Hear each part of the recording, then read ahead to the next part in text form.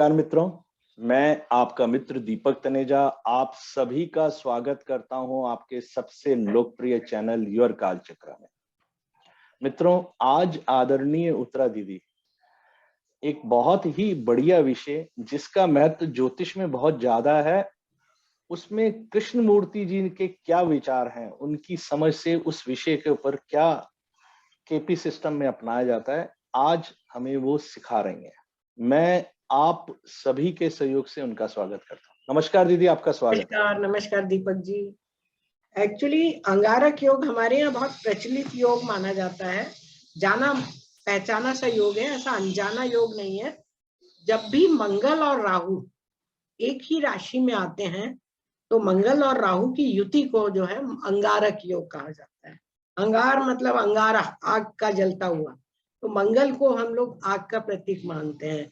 और यदि उसके साथ राहु भी मिल जाए तो वो बहुत ज्यादा अनिष्ट करने की ताकत रखते हैं। इस तरह से मानकर इस योग को बहुत अच्छा नहीं माना जाता है। लेकिन इस विषय में कृष्णमूर्ति जी ने बहुत ही उदारात्मक दृष्टिकोण अपनाया है। जैसा कि हम बहुत रूढ़िवादियां भी आजकल बहुत चर्चा में आ रहा है, क्योंकि वर्तमान समय में भी मेष राशि में मंगल और राहु की युति हुई है। अब सबसे पहले कृष्णमूर्ति जी जो कहते हैं वो एक तो युति के ऊपर अपने विचार प्रकट करते हैं कि युति आप किसको कहेंगे। बस राशि में प्रवेश हुआ, आप सब जानते हैं कि राहु जो है वक्री चलता है, तो ये 29 डिग्री से चल रहा है, वृषभ राशि से मेष राशि में प्रविष्ट हुआ है। और मंगल जो है मेष राशि के 0 डिग्री से मेष राशि में प्रवेश हुआ है।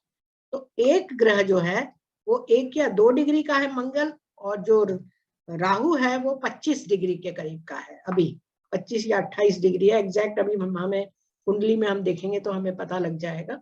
तो एक तो इनकी दूरी अभी बहुत ज्यादा है। कायदे से अगर आकाश में आप कल्पना करें तो आकाश बहुत बड़ा है और डिग्री बहुत मायने रखती है। तो अभी इनकी दूरियां जो है बहुत दूरी है, अभी इनके प्रभाव नहीं आए हैं। कम से कम 5 डिग्री आसपास जब आएंगे, 1 महीने 40 दिन रहता है मंगल एक ही राशि में, तो अभी थोड़ा सा टाइम लगेगा जब ये और नजदीक आएंगे, जब असली सही मायनों में ये योग बनेगा। मतलब 5 डिग्री पहले, जब ये 20 डिग्री का होएगा या फिर 28 डिग्री का होकर 30 डिग्री का होकर राशि से निकल जाएगा, तब ये योग बनेगा। और इसके लिए भी उन्होंने बहुत रूढ़िवादी दृष्टिकोण नहीं अपनाया है, और प्रत्येक लग्न के हिसाब से अलग अलग जो है उसके बारे में अपने विचार प्रस्तुत किए हैं। अब हम एक एक लग्न को देख लेते हैं कि ये अंगारक योग विभिन्न लग्न वाले जातकों के लिए किस प्रकार के परिणाम देता है। तो सबसे पहले हम मेष लग्न वालों को देख लेते हैं, क्योंकि मेष लग्न में ही ये जो हमारा योग है ये अभी वर्तमान में चल रहा है और बना हुआ है। देखें, मेष लग्न है, देख लीजिए, मंगल जो है 3 डिग्री का है और राहु जो है वो 25 डिग्री का, वही जो मैंने आपको बताया।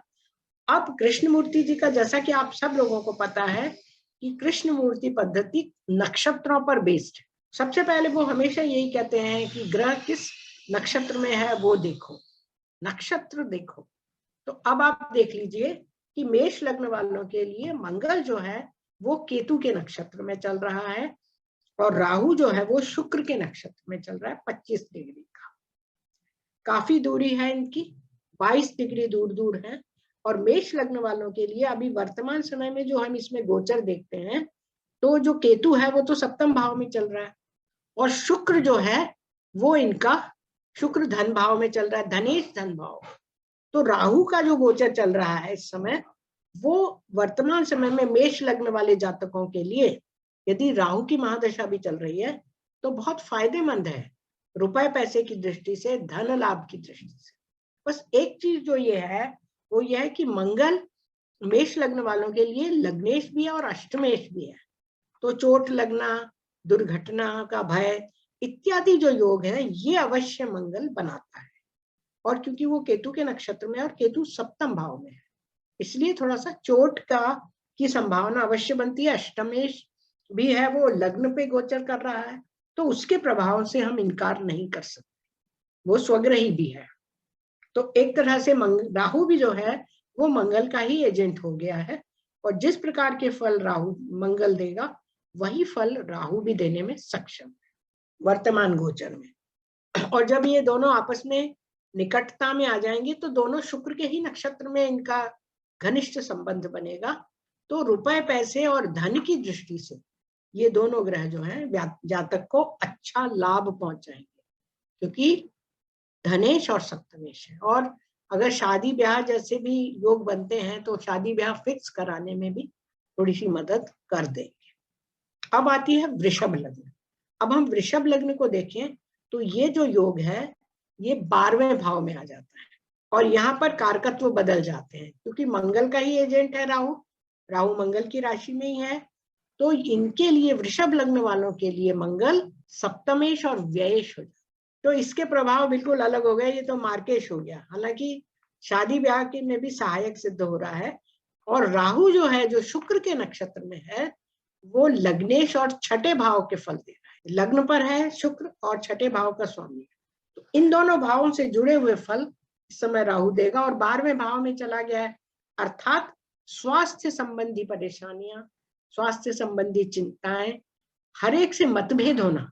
छठा और 12वां भाव जो है किसी से भी मतभेद बताता है, तो मतभेद होना, हमेशा परेशानी होना, ये सारी परेशानी, चिड़चिड़ाहट और गुस्सा आना, ये चीज जो है, ये बातें इस समय जो है, जब तक इनकी युति बनी रहेगी तो व्यक्ति मानसिक रूप से थोड़ा सा परेशान रहेगा। और विशेष रूप से अगर जब चंद्रमा भी इनके साथ आ जाएगा करता हुआ, भ्रमण करता हुआ, उस समय उनको और परेशानी उठानी पड़ेगी। अब आती है हमारी मिथुन लग्न। मिथुन लग्न वालों के लिए ये जो योग है ये 11वें भाव में बनता है, मंगल और राहु। अब यहाँ पर हम मंगल को देखें तो मंगल इनके लिए छठे और 11वें भाव का स्वामी बन जाता है। और राहु जो है, क्योंकि शुक्र के नक्षत्र में है, तो शुक्र पंचम और द्वादश भाव से जुड़ रहा है, और शुक्र भी द्वादश भाव में गोचर कर रहा है वर्तमान समय में। तो जो राहु है वो मंगल के भी प्रभाव देगा इनको, छठे और 11वें। मतलब ये कोई भी अटेम्प्ट करेंगे, जैसे इस समय कुछ चुनाव वगैरह हुए या कुछ उनको कंपटीशन में उन्होंने पार्टिसिपेट किया किसी भी तरह के, उसमें उनको सफलता मिलने के पूरे पूरे योग हैं। और पंचम भाव पर खर्चा करने के योग है, अर्थात जो उनके शौक हैं, जो उनके इंटरेस्ट हैं, जो उनको पसंद है चीजें, पसंदीदा चीजें, या गर्लफ्रेंड है या बच्चे हैं, उनके ऊपर इनका खर्चा होगा। ये चीज जो है ये युति बता रही है। और मंगल भी क्योंकि केतु के नक्षत्र में है और केतु इनके लिए इस समय पंचम भाव पर ही है, तो वो भी उनके बच्चों से जुड़े हुए या अपने शौक से जुड़े हुए, घूमने फिरने से जुड़े हुए इंटरेस्ट, उनमें ही मनोकामना पूर्ति बता रहा है। अब आती है कर्क लग्न। कर्क लग्न को हम देखें तो ये जो युति है ये दशम भाव में आ गई है, मेष में, मेष राशि दशम भाव में है। यहाँ पर मंगल तो केतु के नक्षत्र में है, तो केतु भी चतुर्थ भाव में है, और राहु शुक्र के नक्षत्र में है। कर्क लग्न वालों के लिए मंगल भी बहुत अच्छा ग्रह है और शुक्र भी बहुत अच्छा ग्रह है।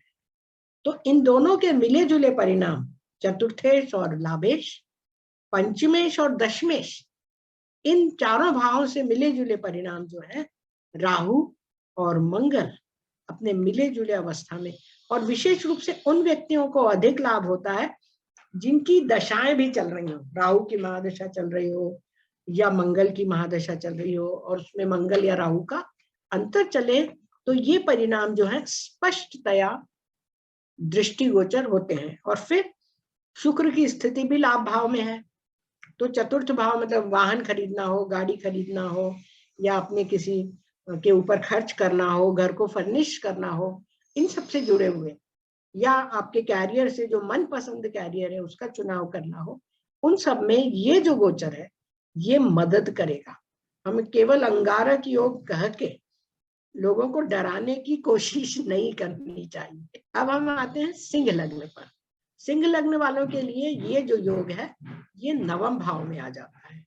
जैसा कि मैंने बताया, जैसे कर्क लग्न वालों के लिए मंगल और शुक्र कारक हैं, सिंह लग्न वालों के लिए भी ये शुभ भावों के स्वामी माने गए, क्योंकि यहाँ शुक्र तृतीयेश और दशमेश है, प्रयास करेंगे तो सफलता मिलेगी कार्य में, और मंगल चतुर्थेश और भाग्येश, तो मंगल भी यहाँ पर भी अच्छे फल देने वाला है इनको, भाग्य से जुड़े, चतुर्थ भाव से जुड़े, जमीन जायदाद से जुड़े हुए अच्छे फल देगा। हाँ, माता के लिए अवश्य थोड़ा से स्वास्थ्य विषयक समस्याएं दे सकता है, क्योंकि माँ के लिए ये छठा भाव है, नवा भाव आपका चतुर्थ भाव से, और राहु भी वहां आ गया है, तो वो अपनी थोड़ी सी पाप प्रकृति के अनुसार मदर के स्वास्थ्य को अवश्य परेशान कर सकता है।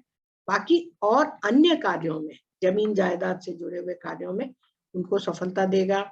यदि वो चाहते हैं कि भाई उन्हें जॉब चेंज करनी है या उनको ऑफर अच्छी मिल रही है, तो उसमें भी उनको सफलता मिल सकती है, क्योंकि राहु जो है वो शुक्र के नक्षत्र में है और शुक्र इनका 10th हाउस में अभी चल रहा है गोचर में।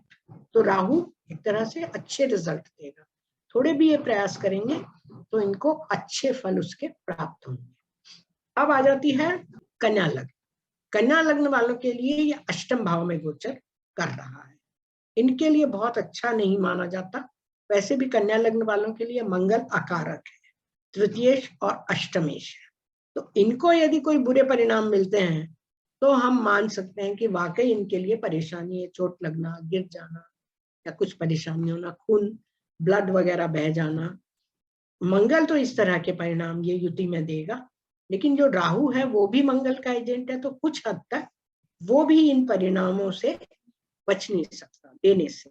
लेकिन राहु जो है वो शुक्र के नक्षत्र में भी है, तो धन और भाग्य इन दोनों दृष्टिकोणों से अवश्य इनको लाभ पहुंचाने की कोशिश करेगा।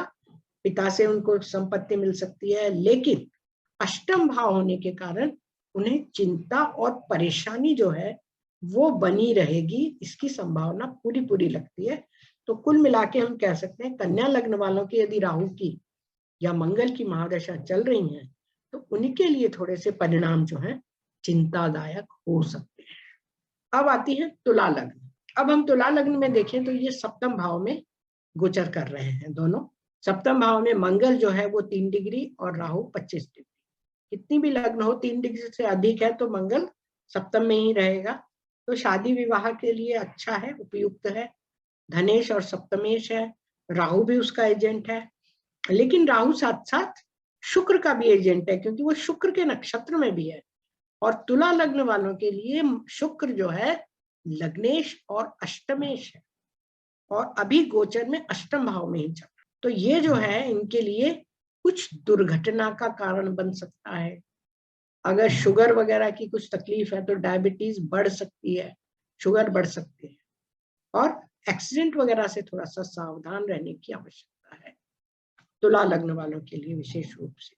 या बुखार वगैरह, जैसे मंगल है तो मंगल ज्वर का भी कारण है, या ब्लड से रिलेटेड कोई प्रॉब्लम, तो ये प्रॉब्लम्स जो है इनको मंगल और राहु की युति है, या राहु चूंकि मंगल का ही एजेंट है, मेष राशि में है, इसलिए इस तरह की परेशानियां वो दे सकता है। अनायासी गुस्सा आ जाना, चिड़चिड़ा जाना, क्रोधित हो जाना। अब आती है वृश्चिक लग्न। वृश्चिक लग्न में ये युति जो है छठे भाव में आ जाती है। मंगल केतु के नक्षत्र में है, केतु 12वें भाव में है, और राहु शुक्र के नक्षत्र में है, शुक्र सप्तमेश और व्ययेश है। तो ये जो युति है छठे भाव में, ये अभी इस समय इनके लिए खर्चे का कारण बनी हुई है। खर्चा, आमदनी भी है लेकिन खर्चा भी है। और फिर इनके लिए शुक्र जो है वो सप्तम भाव में है। सप्तम भाव मतलब किसी व्यापारिक या किसी से इंटरेक्शन करने में खर्चा हो सकता है, या कहीं देना पड़ सकता है। इस तरह से जो है ये खर्चे के योग बना रहा है। और साथ साथ किसी भी तरह से अगर ये इनको गुस्सा आ जाता है या कंट्रोल नहीं हो पाता तो किसी से झगड़ा भी हो सकता है। तो इन्हें अपने गुस्से को नियंत्रण में रखना आवश्यक है। मंगल इनका लग्नेश भी है और छठे भाव में भी स्वग्रही हुआ हो, तो इनके लिए आवश्यक है कि ये अपने क्रोध को या उत्तेजना को या हड़बड़ी को नियंत्रण में रखें, तो कुछ नहीं बिगड़ेगा। और मंगल और राहु की महादशा जो भी है, अंतरदशा है, आराम से निकल जाएंगी। लेकिन ऐसी भी है कि कई चीजों के लिए इनको रुकावटें आएंगी और थोड़ा संघर्ष करना पड़ेगा, डिले हो सकता है इस चीज का। इसके पीछे जो रीजन है वो यही है, शनि जो है मंगल को देख रहा है। राहु पर तो अभी उसकी दूर से दृष्टि है, लेकिन मंगल को वो बहुत क्लोजली देख रहा है। 0 डिग्री का है शनि और ये 3 डिग्री का ही है। और हालांकि शनि अभी वक्री भी हो गया है, तो वक्री है वो पीछे जा रहा है, लेकिन वो पावरफुल भी होता है, वक्री हो जाता है। अब आ जाती है धनु लग्न। अब अगर हम धनु लग्न में देखें तो ये युति जो है पंचम भाव में आ जाती है। पंचम भाव में अर्थात मंगल पंचमेश और व्ययेश है, मतलब किसी भी तरह के खर्चे करवाना, अपने मनपसंद चीजों पर हो चाहे नापसंद पर, खर्चे करवाना और साथ साथ सफलता दिलवाना, क्योंकि छठे और 11वें भाव से भी इसका संबंध बन रहा है राहु का, जो कि शुक्र के नक्षत्र में है, और शुक्र छठे भाव में बलवान होकर बैठा है, जो विजय दिलवाता है उनको। जैसे ही वो प्रयास करेंगे उन्हें सफलता अवश्य मिलेगी। हालांकि कृष्णमूर्ति जी सबलॉर्ड पर भी जोर देते हैं कि हमें सबलॉर्ड भी देखना पड़ेगा। तो सबलॉर्ड भी अगर अपन राहु का देखते हैं ना, तो इस समय वो बुध के सब में है, तो बुध इनका सप्तमेश और दशमेश है। दशमेश होने से इनके लिए फेवरेबल है, दशम भाव का स्वामी। तो कुल मिला के अगर हम कहें, और मंगल जो है वो केतु के नक्षत्र में है, तो केतु 11वें भाव में है और वो शुक्र का एजेंट है। तो खर्चा भी करना है लेकिन सफलता भी मिलनी है, इसलिए धनु लग्न के लोगों के लिए भी ये युति जो है अच्छी लाभदायक है, ऐसा कुछ नहीं है। हालांकि इस समय मंगल और राहु की युति जब होती है तो थोड़ा सा चोट लगना, दुर्घटना होना, ये थोड़ी घटनाएं जो है लापरवाही के कारण बढ़ जाती, तो थोड़ा सावधानी रखें तो कुछ नहीं होगा। अब आती है मकर लग्न। मकर लग्न के लिए ये युति जो है चतुर्थ भाव में आती है। चतुर्थ भाव में मंगल स्वग्रही है, राहु भी वही है। मकर लग्न वालों के लिए भी मंगल चतुर्थेश और लाभेश है, अच्छा है, और केतु के नक्षत्र में है, केतु दशम भाव में है, बहुत बढ़िया रिजल्ट देने वाला है, चतुर्थ दशम एकादश। और राहु शुक्र के नक्षत्र में पंचमेश और दशमेश, राजयोग कारक, और पंचम भाव में शुक्र चल रहा है। तो मकर लग्न वालों के लिए तो ये युति बहुत बढ़िया है, और शनि जो लग्नेश और धनेश है उसकी दृष्टि भी है, तो ये बहुत अच्छे परिणाम इस समय उनको मिल रहे होंगे, चाहे वो शांति से ही मिल रहे हैं, चुपचाप मिल रहे हैं, उनके प्रयासों में सफलता मिल रही है। अब आ जाती है कुंभ लग्न। कुंभ लग्न वालों के लिए तृतीय भाव में ये युति बनती है, और कुंभ लग्न वालों के लिए जो शुक्र है वो चतुर्थेश और भाग्येश होता है, और मंगल जो है तृतीयेश और दशमेश होता है।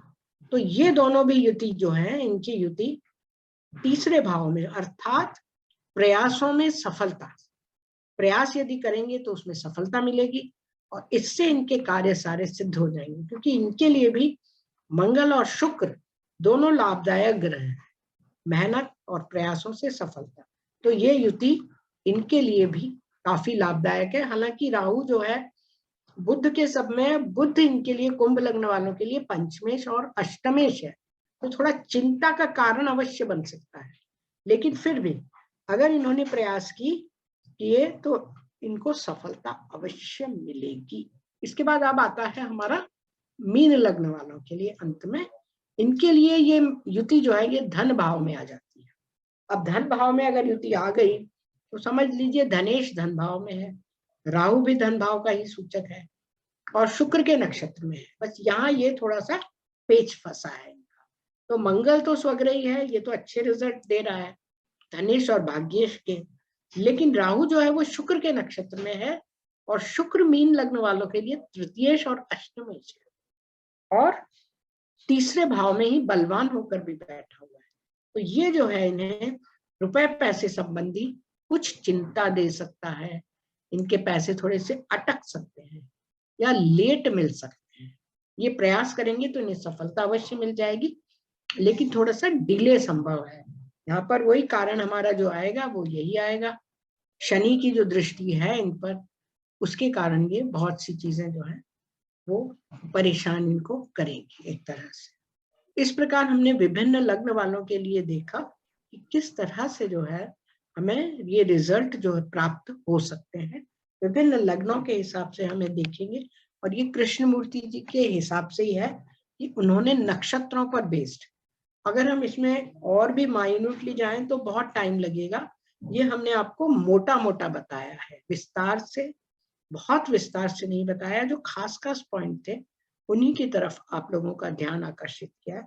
आप लोगों ने सुना, इसके लिए बहुत बहुत धन्यवाद। बहुत बढ़िया दीदी, हमेशा की तरह एकदम बहुत अलग वीडियो है। जैसा कि हम हमेशा देखते हैं कि अक्सर लोग बहुत डरा रहे होते हैं, आपने भय मुक्ति का कार्य किया है मैंने कि लोग जो देखे थे बहुत सारे वीडियोस, रोज आ रहे हैं अंगारक योग अंगारक योग।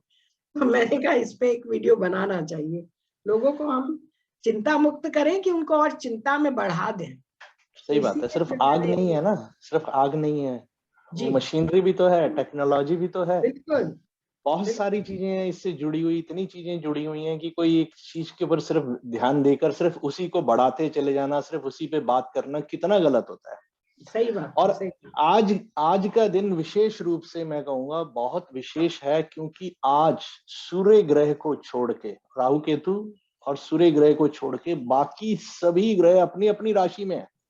जी हाँ बिल्कुल।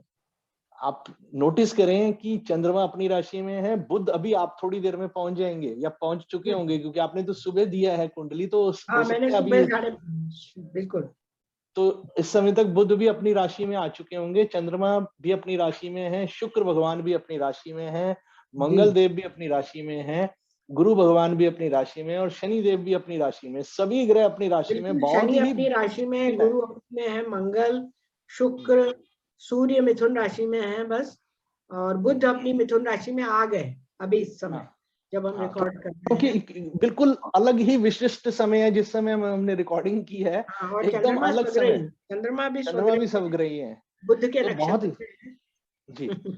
तो बहुत ही विशेष दिन है, बहुत अच्छी जानकारी आपने दी। आदरणीय उत्तरा दीदी कंसल्टेंसी और शिक्षा दोनों क्षेत्रों में बहुत पारंगत है, और वो ये दोनों सर्विसेज आप सबको प्रोवाइड करती हैं। जिनका भी उनसे कंसल्टेंसी या शिक्षा संबंधित कोई जानकारी लेना चाहते हैं, तो वो उनको डायरेक्टली अप्रोच कर सकते हैं। उनका मोबाइल नंबर और ईमेल एड्रेस यहाँ पर दिया हुआ है, आप डायरेक्टली उनसे बात कर सकते हैं। इसी के साथ इस बहुत इंफॉर्मेटिव और बहुत अच्छे वीडियो का, जिसमें भय मुक्ति की बात की गई है, मैं उसके लिए आपका हृदय से धन्यवाद करता हूँ। नमस्कार। नमस्कार।